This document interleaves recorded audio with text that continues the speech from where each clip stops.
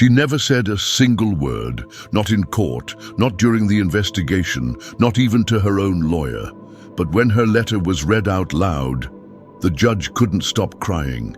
Everyone thought her silence meant guilt. The media crucified her. The lawyers gave up. But in the end, it was her silence that revealed a truth no one was ready for. This isn't just a courtroom story. It's a quiet scream for justice you'll never forget. The courtroom was full. Reporters scribbled half-truths on their notepads. Cameras clicked softly behind closed doors. Lawyers whispered behind polished desks. And in the middle of it all sat a girl, 18, slender, still.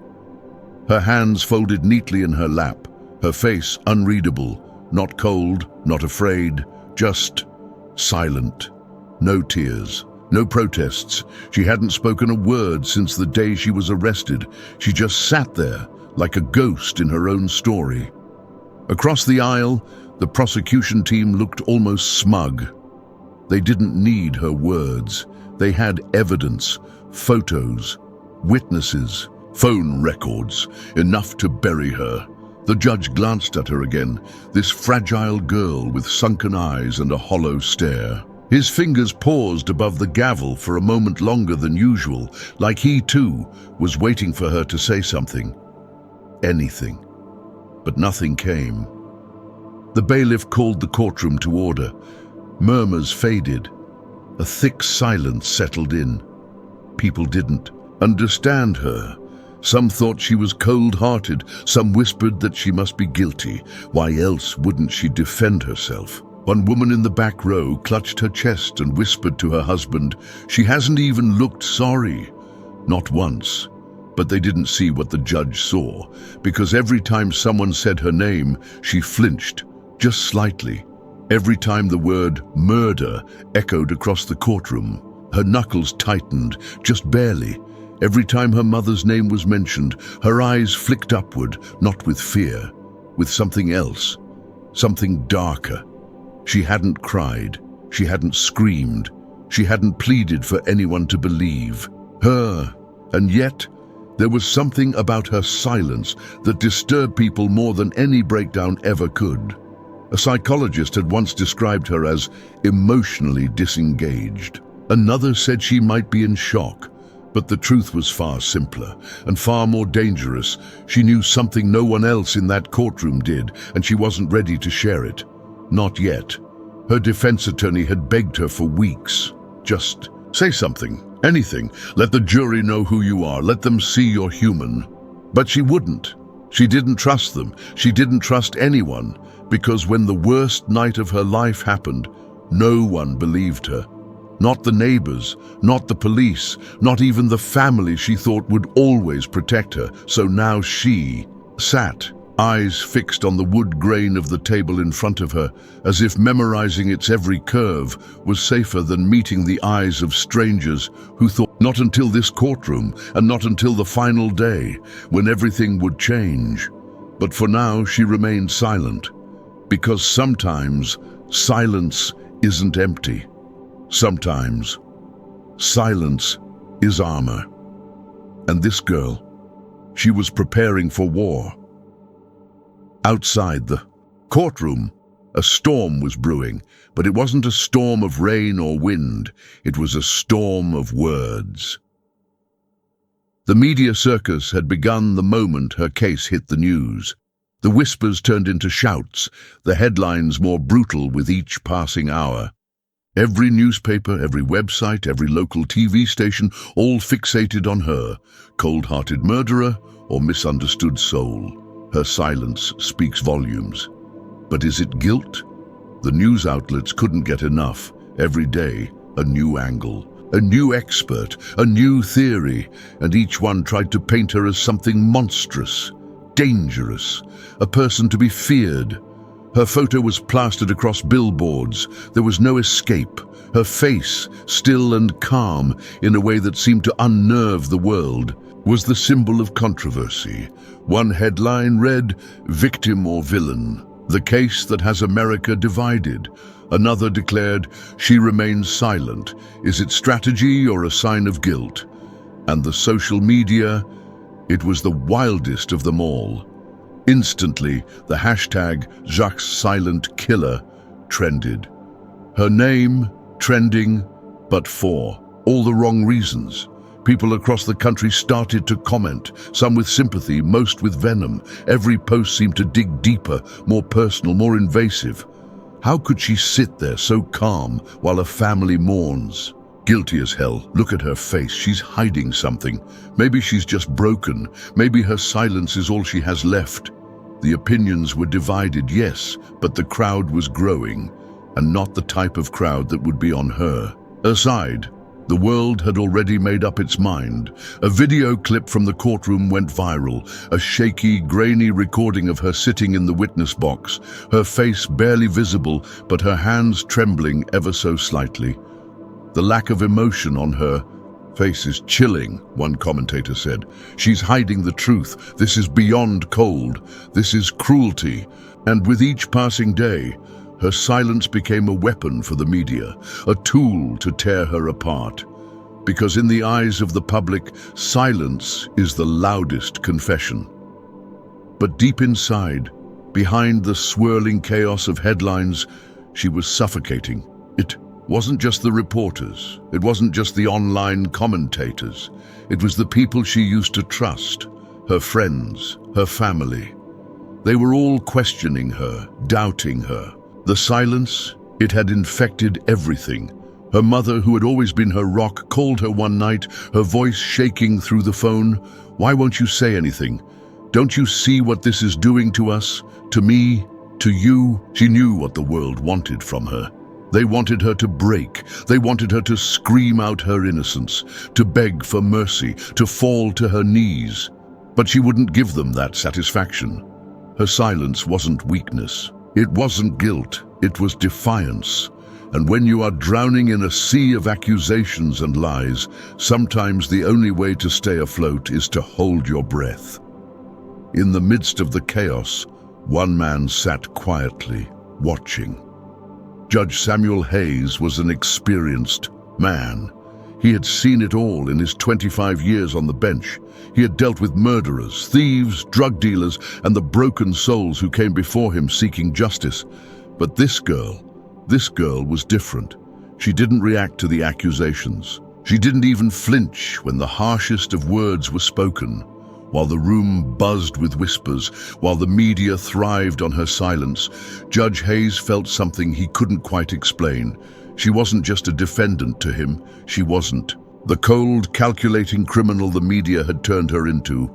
She was a puzzle, a person with a story buried too deep to reach. He watched her again as she sat still in the witness box, her hands resting gently in her lap, her eyes never once meeting his. Most defendants, when under this kind of pressure, either break down, in tears or lash out, but not her. She sat there as still as the stone walls of the courtroom, her face a mask of calm that almost felt deliberate. It was strange, almost unnerving. Judge Hayes had seen countless faces, but none that carried the weight she did. It was as if the silence itself had wrapped around her, a shield against the world. And in that silence, he saw something the others couldn't. His gaze drifted to the clock on the wall. The minutes ticked away. The prosecution had just finished their argument, their voices rising with conviction as they hammered home their accusations. The defense, a quiet and nervous man who was struggling to make a case, stumbled over his words. But the girl, she didn't flinch. She didn't move. She didn't even blink, and that's when it hit him. Her stillness wasn't just her own. It was calculated. Every motion, every small breath she took seemed deliberate, like she was controlling something much deeper than the courtroom. The judge leaned forward slightly, his fingers gently tapping on his bench, a habit he had when deep in thought. There was something buried beneath her quiet composure, something that demanded attention. He thought back to the testimonies. The witnesses had painted a picture of a girl who had everything: a privileged life, a promising future, and yet she stood accused of something unimaginable. The defense had failed to offer any reasonable explanation for her behavior. Her silence alone was being interpreted as guilt. The more the prosecution argued, the more certain they seemed of their conclusion. But the judge, wise as he was, couldn't shake the feeling that they were missing something crucial. She had been through something that the world couldn't see, but he could sense it in the air. His mind wandered back to the night of the incident. The police had found her at the scene, but there was no blood, no weapon, no sign of struggle. Just her, alone, silent. What had happened to this girl that had made her retreat so far into herself? What had silenced her so completely? Judge Hayes had seen many faces of trauma in his years of service, but there was something different about her. There was no fear in her eyes, no panic, no regret, just an overwhelming stillness. He leaned back in his chair, his fingers pressing against his temples, as if he could will the answer into clarity. And then it hit him. This wasn't about guilt. This was about survival. Her silence wasn't a sign of arrogance or defiance. It was a defense mechanism, a way to protect herself from a world that had torn her apart long before this courtroom had become her battleground. She had been fighting long before anyone knew her name. She had been surviving long before the accusations were leveled against her. Judge Hayes was starting to see the truth. Not in the loud, bombastic arguments being thrown around the courtroom, but in her quiet, her controlled, almost unnervingly calm exterior. There was a deeper story here, hidden beneath the surface, one that she had locked away, too afraid to open for fear of what it might reveal. As the minutes dragged on and the courtroom continued to murmur around him, the judge's eyes never left her. Her silence was no longer just a mystery to him. It was a story begging to be heard, and maybe, just maybe, he could help her tell it. The courtroom was a harsh, unforgiving place, filled with noise, judgment, and expectation. But for a brief moment, everything fell away. The sounds of whispers, the arguments, the accusatory glances, all of it disappeared as the world shifted and time rewound, back to a quieter time. A time before the trial. A time when she was just a girl, a teenager. She had been soft-spoken, even then, the kind of person who preferred listening over speaking, watching the world around her without feeling the need to engage. In a world full of noise, she found comfort in the quiet. Her family lived in a modest home on the edge of a small town. It was a house that didn't have much, but was filled with warmth. Her mother worked long hours at the local diner, always, coming home with a smile and a tired but genuine love for her children. Her father had left when she was too young to understand, but that never really mattered. She had always found solace in the closeness of her family, and when the world outside was too much to handle, he would always show up beside her, a silent companion in her world of silence. On weekends, they would go for long walks around the neighborhood, hands in hands, with Ethan always chattering, away about the world. She would listen to him, nodding, letting the sound of his voice wash over her. There was no need for anything else. His laughter was the music of her world. There was one particular afternoon she would always remember. It was a quiet Sunday, the sun casting a warm glow through their kitchen window. Her mother was making pancakes, humming a tune she didn't quite recognize, while Ethan was in the other room, playing with his toys. She stood by the counter, absent-mindedly stirring a glass of iced tea, her thoughts wandering. And then Ethan came running into the kitchen, a huge smile plastered across his face. His little arms were clutching a small box. "Guess what I got?" he yelled, his excitement impossible to contain. She smiled, her lips curling softly. "What did you get, Ethan?" He opened the box with a flourish, revealing a small, worn-out stuffed animal. It was a rabbit, its fur a little faded from years of love, but its eyes still held that familiar spark. It had been his since he was a toddler, and somehow he had managed to find it again. "It's Mr. Fluff," he beamed. "He's back," she laughed softly. "I thought you lost him forever." Ethan shrugged, his eyes twinkling. "He never really left. He was just waiting for me to find him again." In that moment, she realized something that was always present in their relationship, but never more obvious than now. Ethan didn't need much. He didn't need grand gestures. He didn't need the world to understand him. He just needed her, in the quiet moments when no one else was around. Later that night, they sat on the couch, together watching an old movie. Their mother sat across from them, knitting quietly, the soft clinking of her needles punctuating the silence. Ethan, as always, was next to her, his head resting on her shoulder as he slowly drifted off to sleep. She stayed awake, though. Her mind wandered to places it often went, places she didn't like to think about, but with Ethan beside her, it was easier to ignore the weight of the world. Her life was simple. It was late, the kind of night that felt like the world had settled into a peaceful quiet. The moon hung low, casting a faint glow across the small town. Inside their house, everything was still, a rare moment of calm.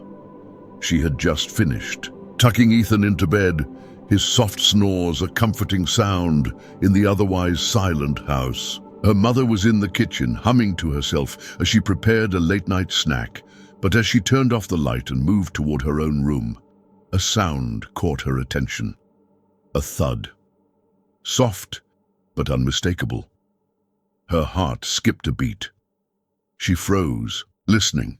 A pause. Then a louder crash. Her breath caught in her throat. Something was wrong.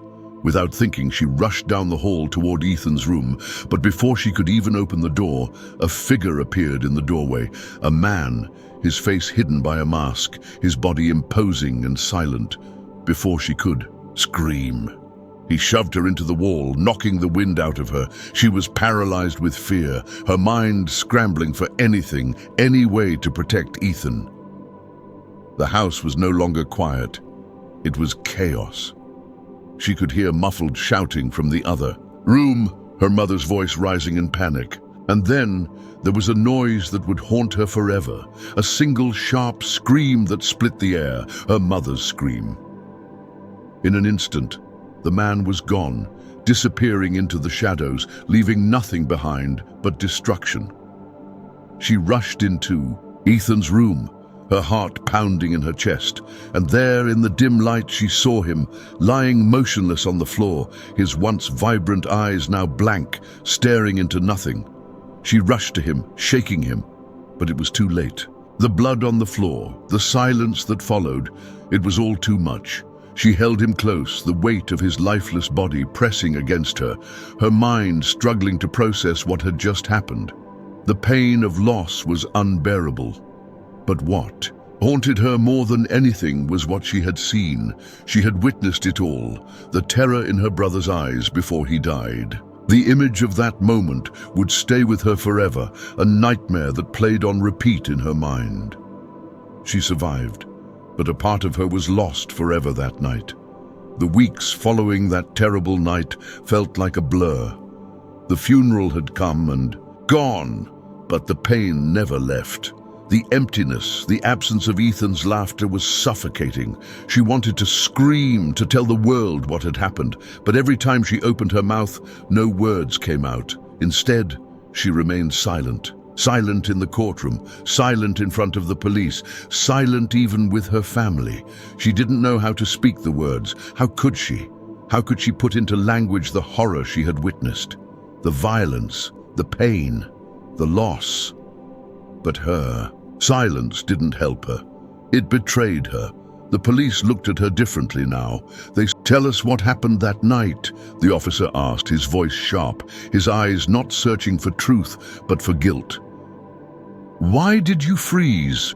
She wanted to scream at him, to tell him she didn't freeze, that she had seen it all, that she had tried to save him, that she had tried. but the words stuck in her throat like a heavy weight she couldn't lift. Instead, she just shook her head, unable to say anything. Each time she tried to explain herself, the silence seemed to grow deeper, more suffocating. Her silence wasn't just confusion. Her silence was guilt in their eyes. The detectives whispered among themselves, casting sideways glances, wondering if she had something to hide. They questioned her in ways that felt like accusations. "Do you know who did this to your brother?" She stared at the table, the memories crashing into her like waves. The man, the mask. But there was no face, only the chaos. And yet, they kept pressing. The blame was falling on her, not the person who had killed Ethan, but on her. The quiet, the stillness, the lack of response, it all painted her as guilty. The trauma she had suffered wasn't seen as trauma at all. It was a weakness, a lack of cooperation, a defense mechanism. Her silence became a weapon they used against her, twisting the pain she had felt into something dark, something suspicious. She wanted to scream, but all she could do was remain silent. Her brother was gone, and now even her own voice felt like it had been stolen. The days turned into weeks, and the final day of the trial arrived. The courtroom was packed with people, all eyes on her. The air was thick with anticipation. The prosecution was confident. The defense, though persistent, had little left to work with. Her silence had sealed her fate in the eyes of everyone. The judge, too, looked worn, his gavel heavy in his hand as he prepared to deliver the final verdict. Her lawyer, Richard, sat beside her, his face tight with exhaustion. He had tried everything to convince her to speak, but today there was no more time for words. Today was the day when everything would be decided. Today her silence would either be her salvation or her undoing. As the judge prepared to announce the verdict, something unexpected happened. She stood slowly, her eyes still, hollow, her body trembling. Richard looked up at her, a silent question in his gaze. What was she doing? Without saying a word, she reached into her coat pocket and pulled out a small, sealed envelope. She walked up to the judge, her movements deliberate, her expression unreadable. The courtroom was dead silent as she handed the letter to the judge. Everyone waited, unsure of what would happen next. The judge hesitated, then carefully took the envelope from her hands. He looked at it for a moment before tearing it open. He read the letter quietly, the room holding its collective breath. There was no immediate reaction from the judge. His face was unreadable, but as he continued to read, his fingers began to tremble ever so slightly. The weight of the letter seemed to settle into the space between them. He glanced up at her, his eyes momentarily locking with hers. Her eyes were still empty, as if she had emptied herself of all feeling. But the letter, the words on that page, spoke louder than any voice could. The courtroom remained quiet. Everyone waited. Her silence, it seemed, had finally found a voice. The room was dead silent. The judge, still holding the letter, glanced once more at the defendant, who stood motionless, her face blank. He could feel the weight of the room pressing in on him, 1,000 eyes waiting for him to read the words that could change everything. His hands shook slightly as he unfolded. The letter and the air seemed to grow thick around him. The courtroom held its breath. Richard, her lawyer, glanced nervously from the judge to his client, wondering what would happen next. The judge began to read, his eyes scanning the delicate handwriting, trying to absorb the meaning behind the carefully written words. "Your Honor, I know you don't know me, but there is so much more to this story than you've heard. I've stayed silent because there were no words that could capture the depth of what I've been through. I could never find a way to explain the horror and the pain that still live inside me. But I want you to know the truth of who I am and what happened that night. You see, my brother wasn't just my brother. He was my best friend, my protector. He was all I had. And when they came for him, I had to watch. I had to watch as they took everything from him. They took his life in the most brutal way, and I was left empty. I couldn't move. I couldn't speak. I've been silent because the words I wanted to say, the things I saw, are too painful. I thought if I said them, I would break completely. But what you need to know, Your Honor, is that I was paralyzed with fear, not by guilt, not by a desire to hide the truth. I was paralyzed by grief, by the fact that the only person I wanted to protect was already gone. Please understand that my silence was not me holding back the truth. My silence was me holding on to the only part of myself that remained after that night. The judge's voice faltered as he read the final lines of the letter. His hands, once steady and firm, now shook violently. The weight of the words sank in, and the full gravity of the young woman's pain was suddenly clear. He cleared his throat, but his voice cracked when he tried to continue. His eyes welled up with tears, and before he could stop himself, he began to cry in the middle of the courtroom, with everyone watching. The truth, finally, had surfaced. The defendant's silence was never about guilt. It was about a broken heart, a crushed spirit. The courtroom was now filled with a different kind of silence, one of understanding, one of compassion.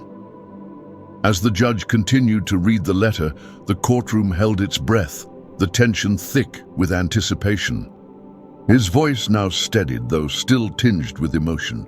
The silence in the room was no longer one of confusion, but one of realization. The truth, the full, painful truth, was beginning to unfold. There's something else, Your Honor, something I've been carrying with me for so long. The night my brother was taken from me wasn't an accident. It wasn't just random violence. It was planned.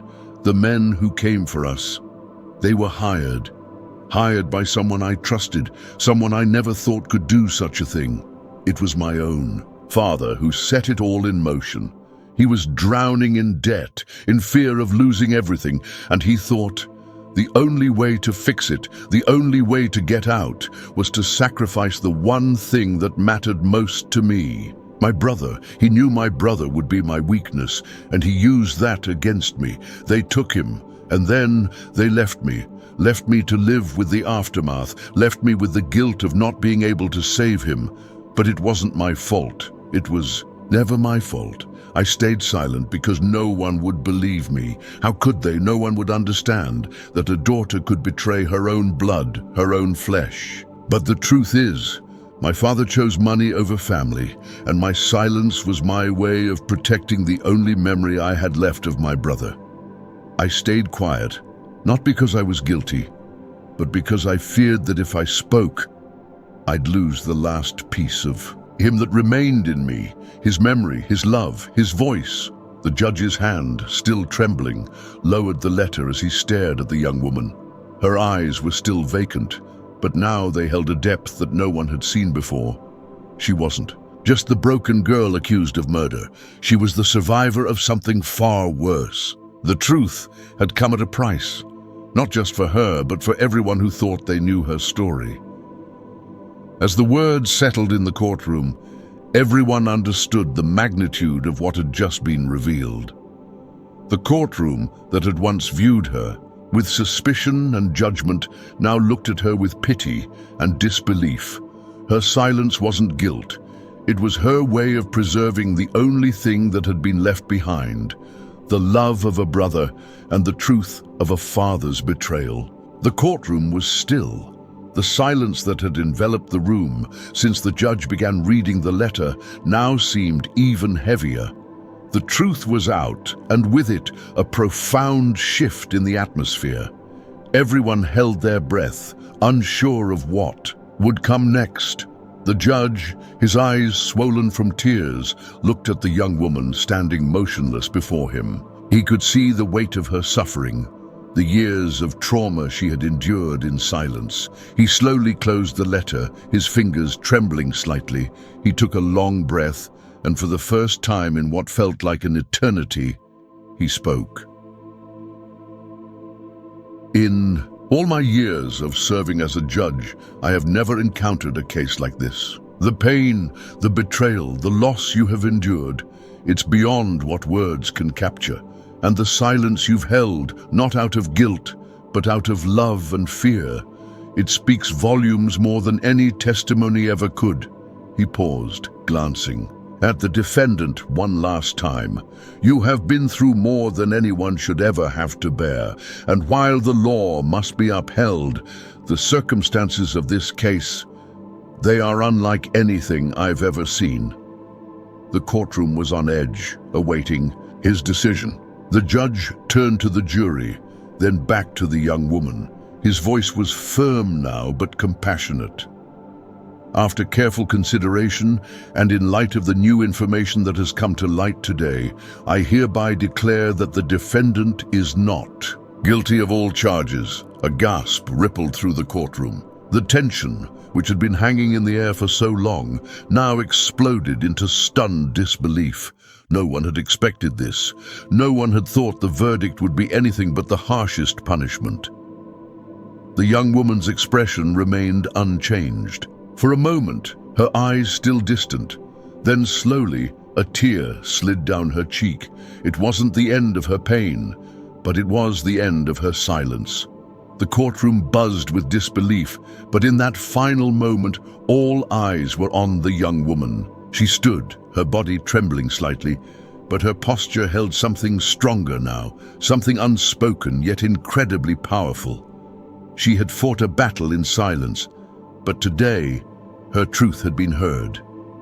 And with that, the weight of her silence was lifted. She taught the world that silence isn't weakness. Sometimes it's the loudest cry for justice. As the camera slowly zoomed out, we see her finally walk out of the courtroom, not as a broken girl, but as a woman who had reclaimed her voice, her strength, and her dignity.